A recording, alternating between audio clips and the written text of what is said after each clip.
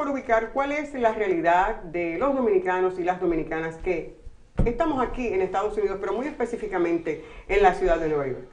Bueno, de acuerdo al reporte sometido recientemente, apenas hace como 3 semanas, por el Centro de Estudios Dominicanos en la Universidad Pública de Nueva York, la comunidad dominicana ha crecido enormemente, no solamente en términos numéricos, pero en términos muy reales. Por ejemplo, de el nivel de educación que tiene ya. Se ha visto un aumento significativo de los jóvenes nuestros que ingresan a la universidad. Incluso es el grupo étnico mayor en la Universidad Pública de Nueva York, que en la ciudad de Nueva York, que son 27 campus. Se estima que hay más de 22,000 estudiantes dominicanos, de origen dominicano, muchos nacidos aquí ya naturalmente, en la Universidad de la Ciudad de Nueva York. Y si se toma también la Universidad Pública del Estado, que está a través de todos los condados, la SUNY, que es la estatal, sí, y las privadas, como NYU, Fordham y Universidad de Columbia, se estima que hay alrededor de 50,000 estudiantes universitarios de origen dominicano. De manera que esa es la clase media. Entre CUNY y SUNY hay alrededor de 70,000 dominicanos. Entre CUNY, SUNY y la universidad privada hay alrededor de 50,000 estudiantes de origen dominicano, que representa la próxima clase media de la ciudad de Nueva York. Pero si uno toma en cuenta, por ejemplo, el nivel de jóvenes dominicanos que ingresan al departamento de la policía, que es el número más alto de cualquier grupo étnico. Uno va a una clase de la Academia de la Policía y ve la alta presencia de policías, de cadetes dominicanos y un gran número de mujeres también. Y si uno toma en cuenta, por ejemplo, a través de ADASA, que es la Asociación de Educadores Dominicanos, el número de profesores, de enfermeras, realmente esa es la próxima clase media de la ciudad de Nueva York.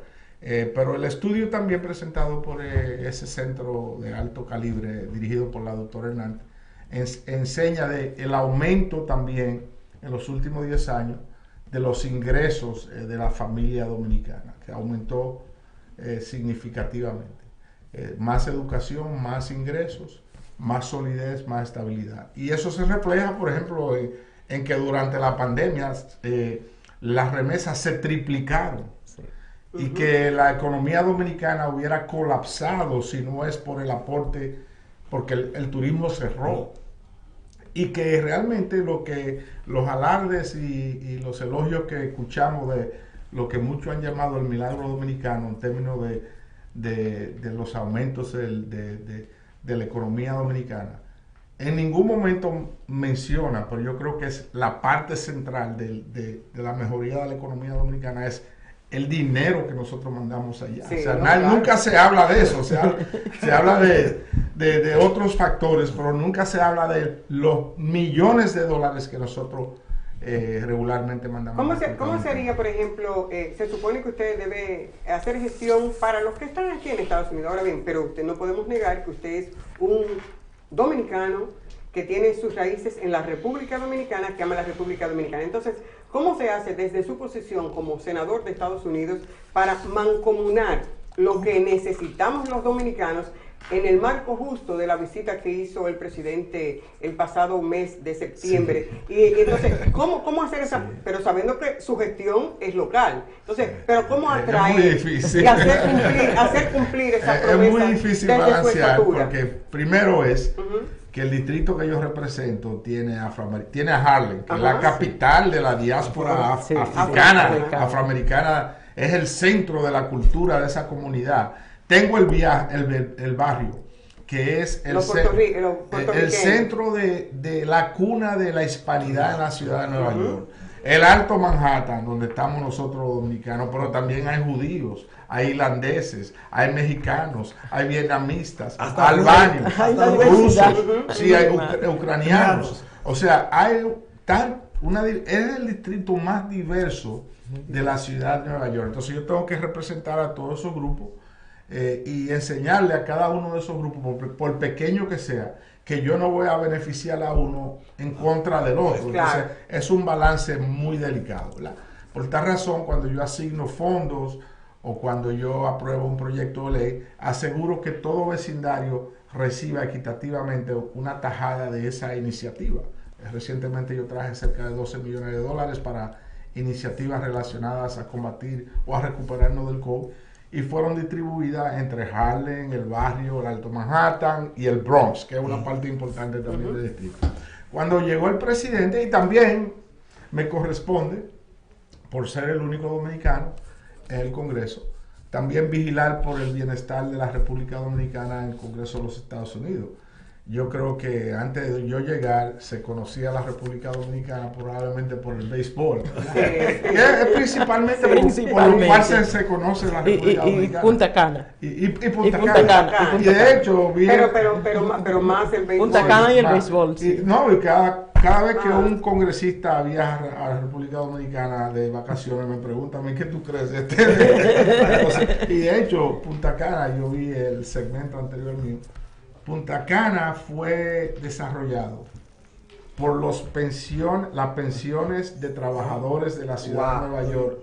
Una inversión del antiguo abogado laboral Ted Keel, el señor Frank Rainieri y los líderes de ese tiempo, que captaron los recursos de las pensiones de la ciudad de Nueva York para invertir en lo que es el proyecto de más éxito en la historia de la República Dominicana. Embajador, los dominicanos hemos crecido en número aquí en la ciudad de Nueva York. También hemos crecido en la calidad de las personas, o sea, cómo han subido sus niveles de educación, como usted mismo acaba de decir. Pero en las comunidades también dicen que estamos dispersos, que estamos cada quien jalando para su lado, estamos en un individualismo y que debemos tener un plan para una mesa para tratar temas comunes y unirnos más a una agenda común.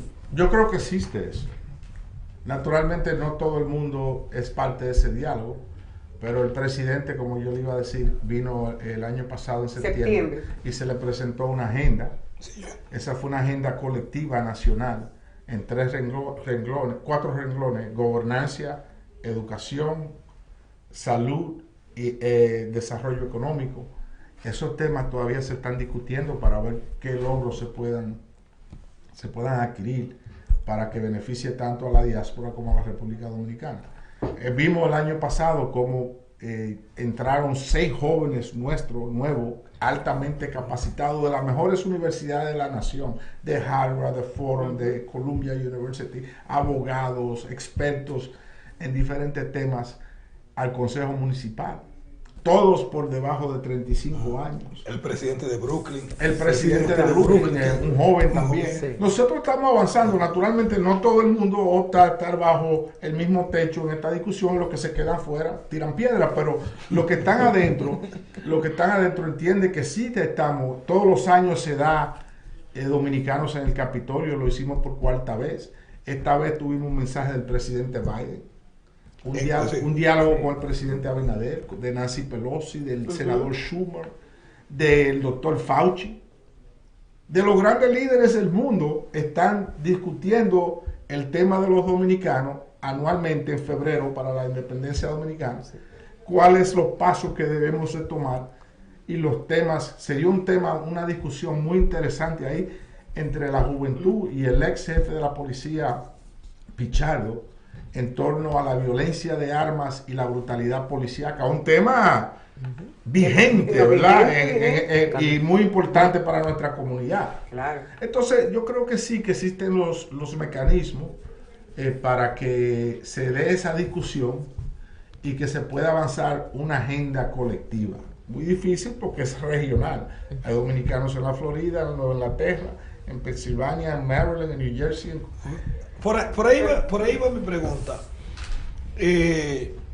2 cosas pasan. El señor Amaury, que tuvo anteriormente, habla de una estructura socioeconómica y política en la República Dominicana más adaptada al siglo XVIII que al siglo XXI, en términos de de competitividad. De competitividad en la República Dominicana. Con fogón de palo. En el programa que usted, con anafe, como decimos. En la propuesta que usted le presentó en septiembre al señor presidente, usted dice muy acertadamente que la comunidad dominicana en el exterior se ha convertido en el principal cantera intelectual, profesional y económica de la dominicanidad. Entonces es un mensaje. ¿Cómo usted ve que este nuevo gobierno, porque de aquí en adelante, en este siglo XXI, la nacionalidad van a ser más importante que las ciudadanías? O sea, todos los estados van a tener que extender su brazo a todos los miembros de su nacionalidad, y los dominicanos estamos dispersos, no solamente en la ciudad de New York, sino por el mundo entero. ¿Cómo usted percibe, debido a su acercamiento con el gobierno actual, la actitud del gobierno en la República Dominicana con respecto a la necesidad de crear esa agenda dominicana de carácter internacional que podría entonces ser importante para lo que nosotros decimos, la dispersión de los dominicanos a través de, no solo de los Estados Unidos, sino a través del mundo? Voy a preguntar, lo primero es que, como le dije anteriormente, cuando se oye de los avances en el Producto Interno Bruto de la República Dominicana, nunca se factura las remesas y se cree que es todo basado en lo que se llamó en el tiempo el milagro dominicano. Perdón, señor congresista, la remesa solamente es una parte y podría ser el 50% apenas de lo que nosotros ofrecemos a la República Dominicana. Ese es otro factor. Que es otro factor. Ese es otro factor. Pero vamos a estudiar esto renglón por renglón. Tenemos tiempo. Sí, en el aspecto de gobernancia, lo que se le presentó al presidente. ¿Qué se le presentó? Bueno, nosotros tenemos 7 diputados en ultramar, que nos lo dieron ellos allá porque fue una reforma constitucional, ¿verdad? Aunque se pidió aquí, pero fue la República que nos lo dio. Pero ¿qué sucede? Esos diputados representan un distrito que es desde la frontera del Canadá hasta el norte de Carolina, casi la mitad de un continente. Entonces, ese distrito está diseñado para fracasar, porque ¿cómo tú vas a representar medio continente? Yo creo que se tienen que ajustar los distritos por los números de la población, que ya lo tenemos porque terminamos un censo ahora mismo en el 2020 y tenemos los números frescos. Por ejemplo, cuántos dominicanos hay en Manhattan, cuánto hay en el Bronx, cuánto hay en Nueva Inglaterra, cuánto hay en España, cuánto hay en Puerto Rico, y se pueden diseñar entonces distritos que le den la habilidad a esos miembros a representarlo y a responderle a la necesidad de su constituyente. Además, se nos dio representación en la Cámara Baja, pero no en la Cámara Alta, en el Senado. Yo creo que eso es una gran injusticia, es como una ciudadanía de segunda clase. Imagínense que New Jersey aquí, o Santiago de los Caballeros, tenga diputados, pero no un senador. Entonces, se le pide representación a la Cámara Alta y una reorganización de los distritos para que sean más factibles la representación de esos. Y de las funciones yo entiendo también, senador, porque el asunto es que tenemos, como usted señala, 7 representantes, pero esos representantes ni siquiera los conocemos. Bueno, pero eso es otra cosa, porque si hay representantes buenos, hay representantes malos. Habría que redefinir la misión. Bueno, los votantes tienen el derecho a determinar quiénes son sus representantes. Porque el asunto es que debe cambiar eso. La función del diputado está establecida en la Constitución de la República Dominicana. O sea, yo me quedo dentro de los parámetros constitucionales. ¿Cuáles son? Bueno, porque uno tiene, ¿qué facultad le da a la diáspora tener 7 diputados y no un senador? Bueno, fusionemos siquiera 4 senadores, 4 diputados y saquemos un senador. Porque no tiene que ser. Porque déjeme decirle, tuvimos recientemente, usted sabe que la semana pasada los hermanos colombianos estaban en un proceso de elecciones. Ellos tienen un representante casi por 10 millones de habitantes. Sí, pero ¿podrá esa persona representar colombianos en todo el mundo? Exacto. Yo creo que un distrito de esa naturaleza está predestinado a fracasar. Entonces, vamos a hacerlo práctico. Por ejemplo, que un representante, un diputado represente a Manhattan, que otro represente al Bronx, que uno represente a Nueva Inglaterra, que otro represente a la Florida, la parte sur de los Estados Unidos y Puerto Rico, que uno represente... ellos podrían determinar cómo ajustar los distritos. Pero bueno, ese es el primer renglón. El segundo es de la economía y se refiere bastante a las remesas y cómo nosotros podríamos, por la inversión que hacen los dominicanos, sin gravar, sin establecer impuestos, cómo se pueden diseñar mecanismos que puedan beneficiar a la diáspora, particularmente a esas personas que retornan al país a retirarse.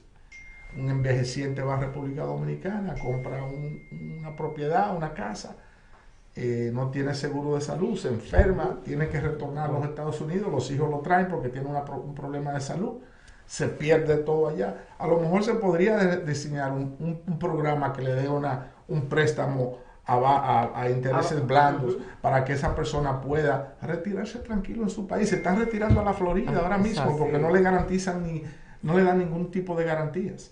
Y sin embargo nosotros mandamos todo ese dinero a la República Dominicana. Los otros dos renglones son de salud y de educación. Ya el de educación está un poquito superado. El de educación ya está funcionando, hay unos intercambios que se están trabajando. El de salud también esperamos, y el presidente ha asignado una comisión para que trabaje directamente con En el nosotros. sentido, por ejemplo, de la educación, senador, el propio ministro de Educación de aquí reconoce que hay inequidad al acceso de las etnias minoritarias afroamericanos, pero evidentemente los hispanos, dentro de lo que lógicamente están los dominicanos.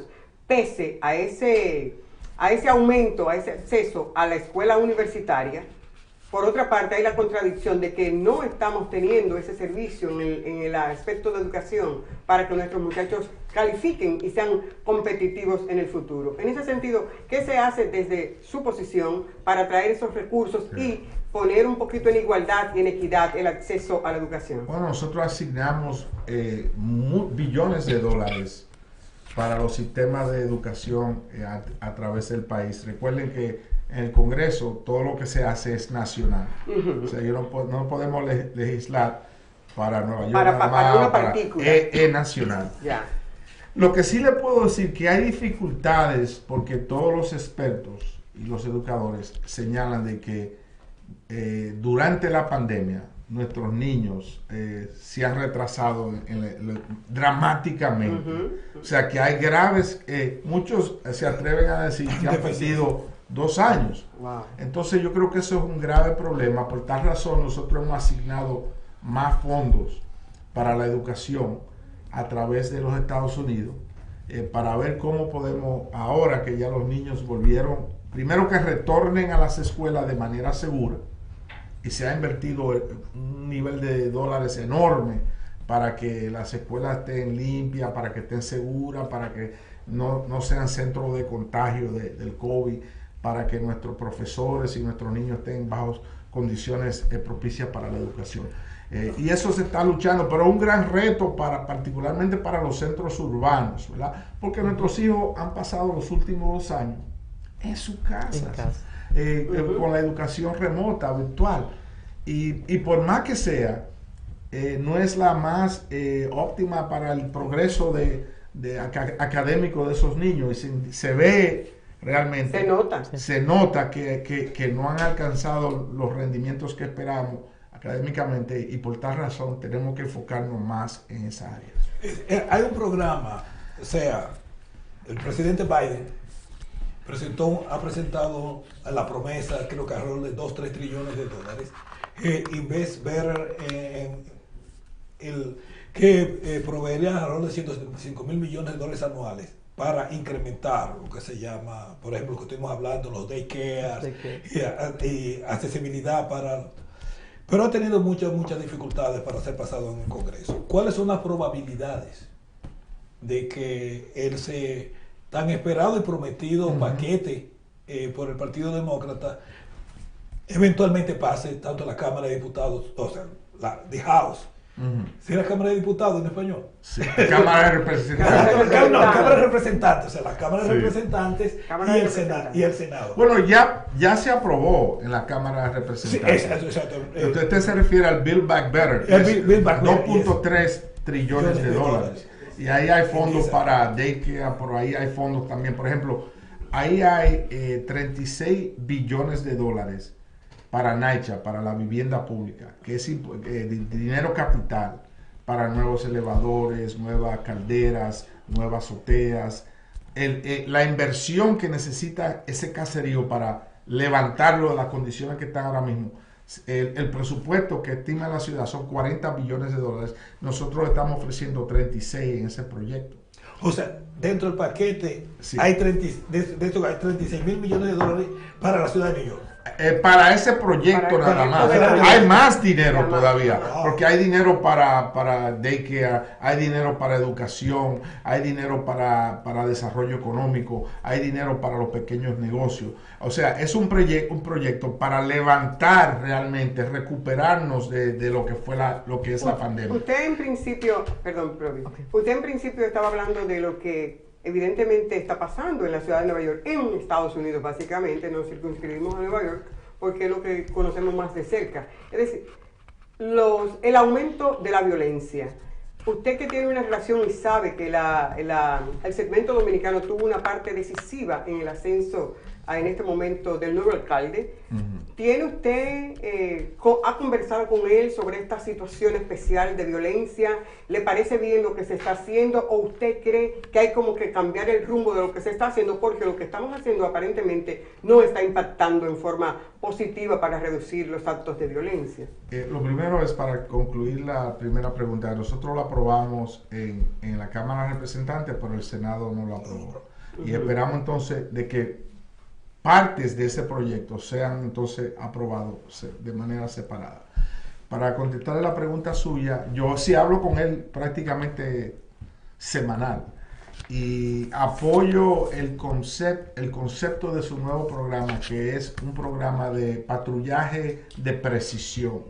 ¿Cuál es ese programa? Bueno, ese programa enseña que hay 700 delincuentes, para llamarle así, que se han visto envueltos en 1.700 incidentes de uso de armas ilegales, que representa un 17% del crimen de la ciudad de Nueva York. Wow. O sea, el 17% de los crímenes en la ciudad de Nueva York lo hacen 700 personas. 700 700 personas, correcto. Entonces, Wow. él tiene una unidad que ve diariamente, sabemos quiénes son, dónde viven y en lo que están involucrados. Si él se concentra en esas 700 personas, el crimen podría desplomar más de un 17%, porque va a desarticular también a todos los otros que están alrededor de ellos. Y él ha comenzado con esa iniciativa, se llama Policing Precision, patrullaje de precisión. Patrullaje de precisión. Sí. Aparte de eso, ya hay una nueva unidad que comenzó esta semana y está en el Alto Manhattan también, que es para recuperar las calles y tratar de captar y recolectar todas las armas ilegales, incluyendo las armas fantasmas, que es un proyecto de ley que yo tengo en Washington. La nueva dinámica de la criminalidad es las armas fantasmas, que son armas que llegan como un kit y se arman en su propia casa y son digital. Que hasta por correo te llega. Por correo te llegan y no tienen ninguna manera de realmente de rastrearla. Entonces se han recuperado un sinnúmero de esas armas en las calles y yo creo que él va por un buen camino, el camino de realmente enderezar la ciudad. Naturalmente él comenzó en enero. Sí, no, claro, Y yo creo que ya se está viendo que él está implementando las iniciativas que él prometió durante su campaña y que sí, que el vecindario de nosotros va a ser beneficiado por eso. Y ese asunto de las armas que están en manos de la sociedad civil y la venta de armas, ¿no debe haber una serie de restricciones para vender armas a las personas? Claro que sí, eso es una acción federal.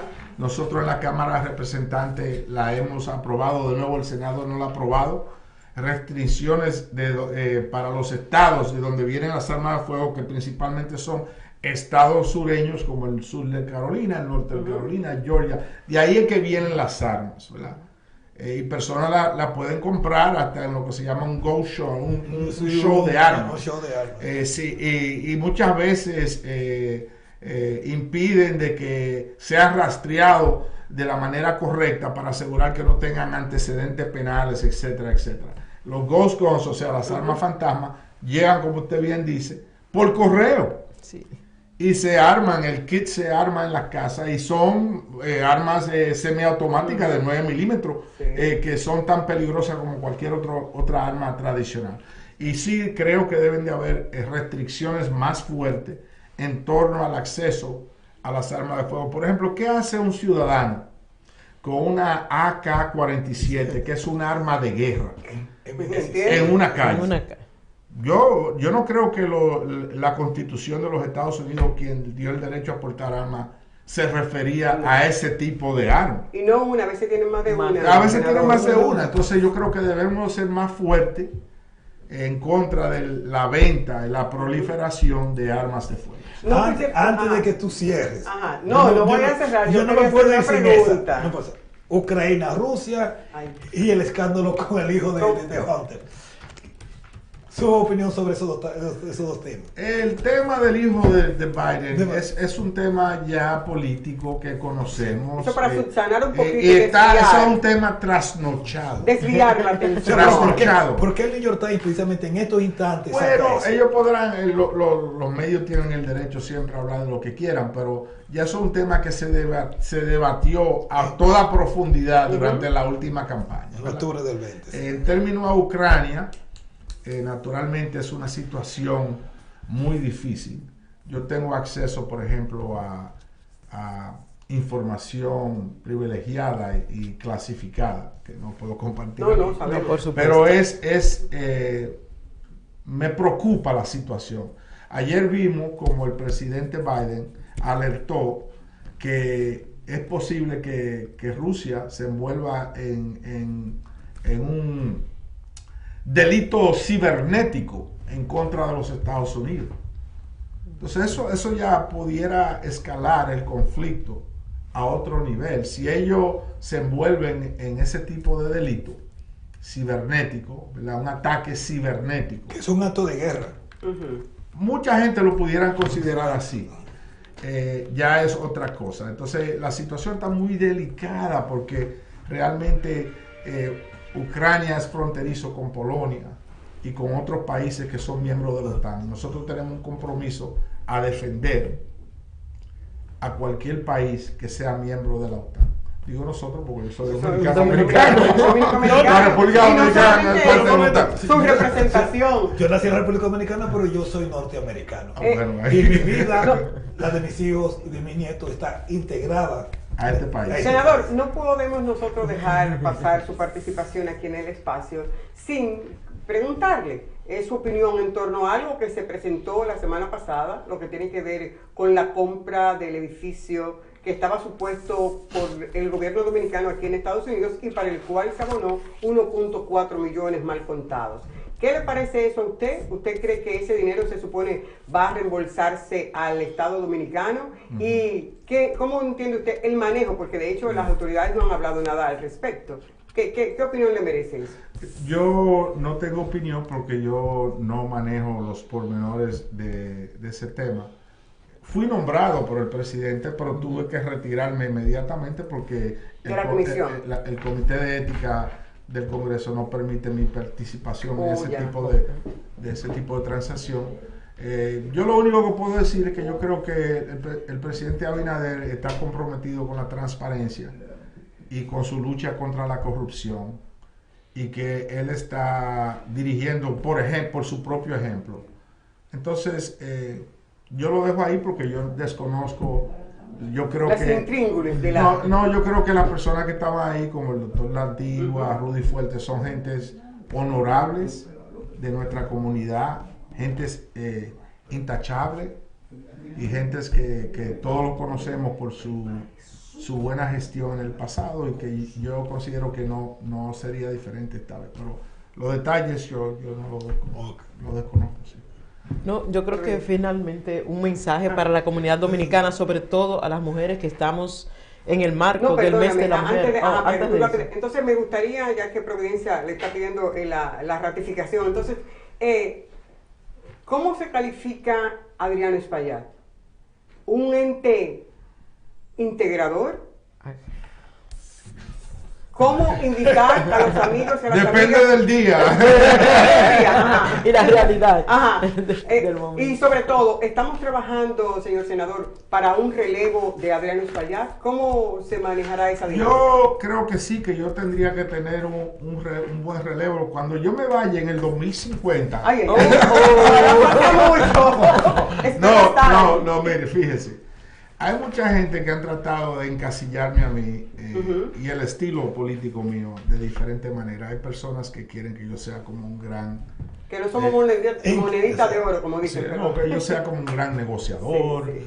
o que yo sea como, no sé, como un gran El ente aglutinador de la comunidad dominicana. o sea, yo soy un ser humano de carne y hueso y que tengo días buenos y días no tan buenos. Así. Y lo que yo sí puedo decir es que yo soy un peleador. O sea, si tú quieres un negociador en una mesa, no te busques a Adriano Espaillat. Si tú quieres un gran diplomático o un filósofo, no te busques a Adriano Espaillat. Pero si tú te has envuelto en un pleito de vida o muerte, yo creo que yo a lo mejor te puedo defender en el ring. Entonces, porque ese es mi estilo político. Yo surgí enfrentando a un incumbente de origen irlandés que tenía 18 años en la Asamblea Estatal. En la posición. Y lo derroté. Después, cuando fui al Senado, en un distrito muy difícil que tenía prácticamente la distancia completa de Manhattan, en la parte oeste, me enfrenté con gentes que supuestamente tenían que derrotarme y lo derroté. Después enfrenté a Charlie Rangel 2 veces. Muchos apostaban que iba a ser el fin político mío. Sin embargo, la tercera vez, ustedes, los miembros de la comunidad, me dieron la oportunidad de representarlo en el Congreso. Yo creo que el denominador común en todas esas luchas es mi habilidad de pelear por los que no tienen voz. Los ricos tienen buenos abogados, buenos contadores públicos certificados, tienen un buen plan de salud y les recogen la basura a tiempo. Ellos tienen la manera de defenderse, pero el que no tiene voz, el día que enfrento un pleito, yo creo que a lo mejor yo puedo defenderlo un poquito. Excelente. Queremos agradecer con ese mensaje la participación en esta mañana de Levántate en New York de nuestro senador, miembro de la Cámara de Representantes, congresista. No, que yo fui senador estatal. Miembro de la Cámara de Representantes de los Estados Unidos. Aquí reconocemos el primer dominicano y lo más importante, yo creo que su mensaje ha dado en el clavo porque necesitamos formar parte de esa agenda común, de ese trabajo colectivo para que dignifiquemos como se corresponde a la comunidad que habita aquí en esta gran ciudad de Nueva York y sobre todo en todo el mundo. Estamos dispersos, como ya lo había dicho nuestro querido congresista, ¿no? Okay. Futuro senador. No.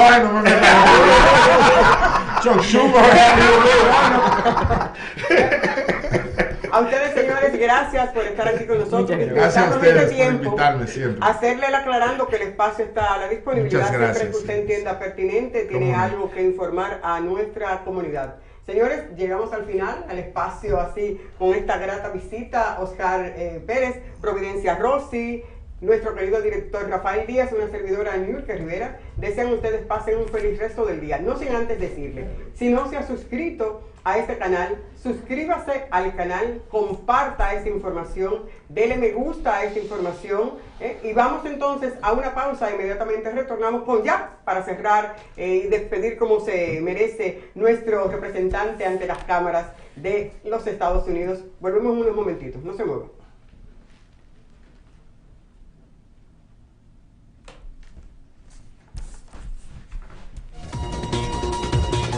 Good.